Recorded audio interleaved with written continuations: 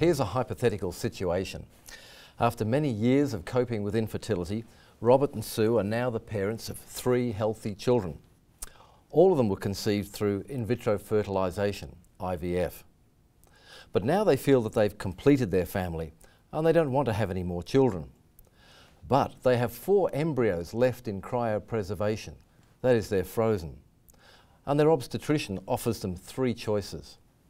Disposing of the embryos because they're simply in excess of their needs, donating those embryos to another couple that want to have a family, or donating the embryos for research. And they're told that if their embryos are simply kept in cryopreservation, they will be destroyed after another 5 years, because that's the legislation in their state. What would you advise them to do? Sue in particular finds this a terrible decision to have to make, because she feels a great sense of responsibility for her embryos. And she's very much aware that all her children, Tom, Jessica and Elise, they all once were embryos themselves, as we all were. So she and Robert discussed donating the remaining embryos for research, because they don't feel comfortable destroying them or donating them to another couple. Sue is particularly interested in donating them for research into infertility to help others who want to have children. They're uncertain, though, how a decision to donate their embryos for this type of research, which inevitably destroys the embryos, would be viewed in the context of their faith. What does theology have to say about this? Well, a Christian response has to be grounded on what Scripture says, and we can consider this from at least 3 dimensions. The first one is that there are issues concerning the moral status of individual life of that embryo. And there are also social issues concerning the nature of families and society. And thirdly, there are issues concerned with trying to understand the way that God works in the world and the extent to which He uses people. For instance, with regard to families, Robert and Sue have chosen to utilise reproductive technology. But it should be first of all pointed out that a biblical evaluation of marriage does not reckon childless couples to be inferior in any way. The instruction to be fruitful and multiply is given to humanity as a whole rather than to individual couples. But it is very appropriate to want children, and often culturally very difficult if one doesn't. Secondly, with respect to the way that God works in the world, some would see the use of technology to allow a marriage to achieve the goal of having children just an example of playing God. But others, and I think I would tend to agree, suggest that there is a sense that even with natural conception, there's a sense in which we play God or represent God and make decisions about whether there will be life. But IVF is even more complicated than that.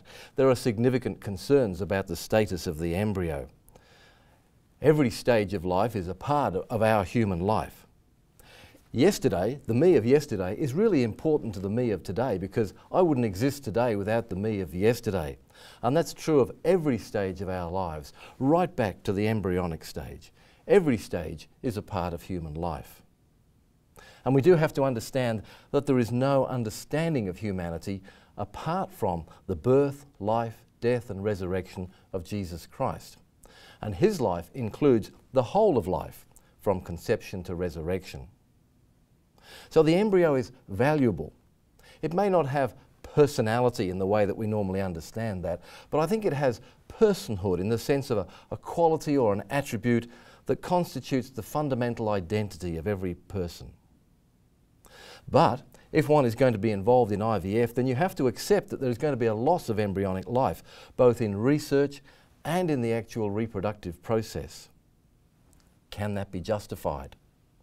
Perhaps not because it is of no value, we wouldn't want to say that about the embryo, but perhaps despite its great value, we can justify it perhaps because in the natural process there is, after all, a very significant loss of embryonic life. In the natural processes, most embryos are lost and never come to fruition as a child or an adult. And I can't explain why God acts in that way, but if you look around at the world, you'll see that this is the case in almost every situation. As with trees, there are thousands of seeds to produce just a few. And it's pretty much the same with people as well, that many are produced, but a few come to fruition. So, can it be justified in that way? And what about the issue of donating an embryo for somebody else? The use of donated embryos is not quite analogous to that of adoption. In adoption, the intent is to provide families for children, but with IVF and donation, it's rather to provide children for families. But some will justify that donation as an act of profound love and grace, a generous gift from one couple to another. But on the other hand, it can be argued that this is a solution that disrupts the nature of families by introducing a connection between genetic parents on the one hand and social parents on the other. This is all very difficult, but what is certain is the need to focus upon the good of the child as an absolute priority. And in all of this, it's also important to focus upon the broader social implications of using a technology like this. On the one hand, technologies can operate in a healing manner, but they can also seduce us into putting our real trust in human ingenuity and the mastery of nature, which is a dangerous thing. So, it's not an easy decision, but I hope that even in a short talk like this, I've been able to point you towards some important considerations. The kind of thing that we really need to do to think theologically in every situation. And Sue and Robert, well, they need to become fully informed. They need to be aware of the cultural trends, their legal responsibilities, but their primary responsibility is to take seriously their responsibility as Christians.